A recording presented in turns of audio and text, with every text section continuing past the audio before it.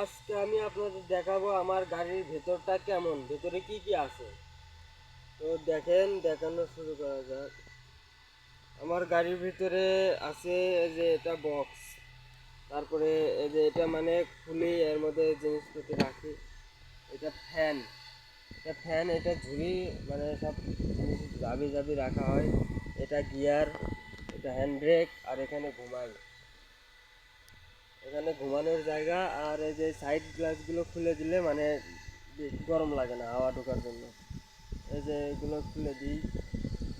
আর এই যে এটা দিয়ে লক খোলা হয়, এটা দিয়ে গ্লাস নামানো হয়। এই যে ফোনের চার্জার, মানে আমাদের ফোনের চার্জের কোনো সমস্যা হয় না।